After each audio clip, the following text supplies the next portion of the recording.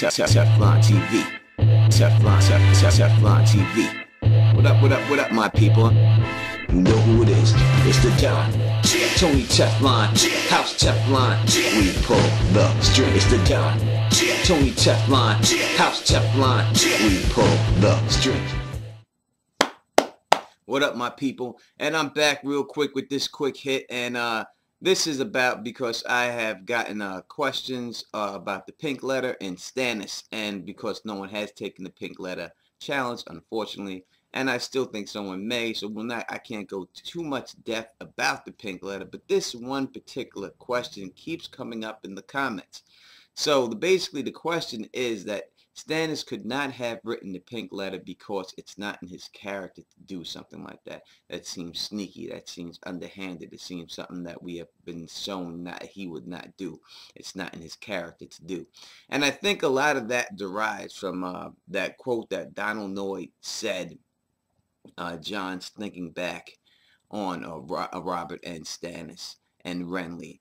And the quote goes like this: Robert was the true steel. Stannis is pure iron, black, and hard and strong, yes, but brittle, the way iron gets. He'll break before he bends. And Renly, that one, he's copper, bright and shiny, pretty to look at, but not worth all that much at the end of the day. All right, so I think from that right there is the reason why people believe that Stannis is shown he is unbreakable, his will is unbendable, like what they're trying to say, that it's his way or the highway. And in certain situations, yes, he does get down, like he said before, that anyone who sided with the Targaryens, if he was the hand or he was king, he would have killed them all. He would have got rid of Varys. He would have not killed him, no doubt about it.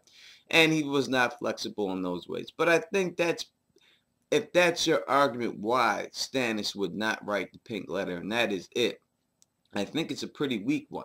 And the reason why I say that is there are numerous instances in which Stannis does the exact opposite of that quote. And we can go through them, a couple of them if you wish. When Stannis is about to go fight at the Battle of Blackwater, he's bringing Melisandre with him the whole time. And then Davos tells him, oh, you can't do it. You know, if people see you coming in there with a witch and everything, they're not going to give you the credit. They're going to say she runs the show, yada, yada. And what happened? Stannis agrees. He does not bring her. Even during the battle. So at that point, you could see Stannis. That doesn't seem like, you know, he bent right there. He didn't break, right? So it seems that his will's not that iron as it's supposed, as that quote says. And even during that battle, his adaptability, when Tyrion puts the whole ships in and leaves them all locked together, he still has the foreknows to have the troops go use the ships as a bridge to get across. So some adaptability right there that Stannis does. Even when you watch the show, at the point when Davos tries to kill Melisandre in the show, you see Stannis is about to kill Davos. Davos holds out a piece of paper. Stannis is like, I already made up my mind. And then Melisandre's like, no, wait, we need him. Save him. And he listened to it, and he saved it right there. So that's another part where this unbreakable will seemed to have been broken, or he just listened to counsel, smart counsel that he listens to. Another time, Stannis is going to take Clore out, Axel Florent, acting as hand of the king right at that particular time, convinces him, along with Melisandre, convinces him to go take Clore out to get the money back, and he would have enough money to start his army up again. Davos comes up, tells him not to do it. He shouldn't do it. What's he do? He was already going to do it. He was down with the Florents. He listens to Davos. He doesn't do it. And then names Davos, makes Davos a lord, and makes him hand to the king after that. So that's another instance where Stannis' unbreakable iron will seems to have bent once again when it is a smart reason for him to do such.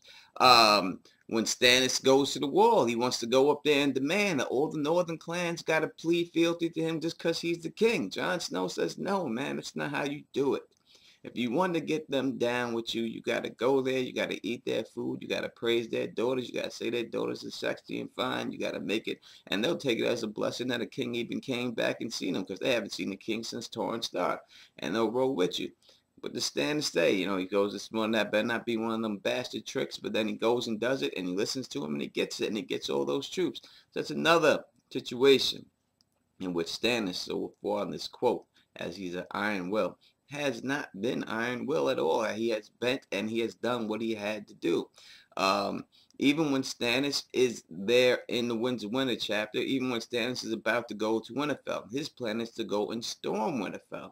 His plan is to go and march right on Winterfell. He says, we're going to go. The guy says something about Robert, and he says, I know Robert will go there with the warhammer in one hand and knock the door down and grab up the bastard, and Ramsay in the other hand. He goes, I'm not Robert. We are going to march, and we are going to try to take Winterfell. We're going to die trying to do it. Then all of a sudden, he gets Reek. He gets Ramsay. He gets Theon. Theon captured. And Theon tells him, Ramsay, he sent half of his army after you. He sent all the Ramsay after you. He sent the Mandalays after you. He sent the Freys after you. And they're not getting along, and all these guys are coming for you. What does Stannis do? He laughs. He's like, this guy fucked up. He could have just stayed behind his walls. But now, Stannis then switches the plan due to the intel he got from Theon and stays put, and then says he's going to get natural defenses to defend his position. So, and that is basically a couple of quick things that Stannis has done to that's shown that he's adaptable. And this is also a guy, you got to understand, that has used shadow babies. He has used leeches. He uses what he has to use to get what he has to get.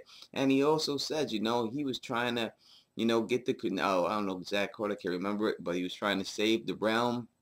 He was trying to save the realm to become the king, but become the king to save the realm. But now he realizes he must save the realm to become the king, or something like that. You know what I'm talking about. Yeah, so that's what I'm saying. If you're saying that it's not in Stannis' nature to do that, to write this letter, I think that you missed a lot about Stannis while reading the book and stuff like that. So that's just my opinion on that situation. I am on that video that we had the contest on my Facebook page. That's why you should be a member of my Facebook page of do my next video. And that was The Alchemist of Oldtown. So I will not just do The Alchemist of Oldtown. I will do that whole chapter. That will be done very soon, and that is the next video. So until next time, you know who it is. Peace and stay sexy. Tony Teflon, Tony Teflon, Tony Teflon, Tony Teflon, Teflon 316. Peace. And I'm out. Stay sexy.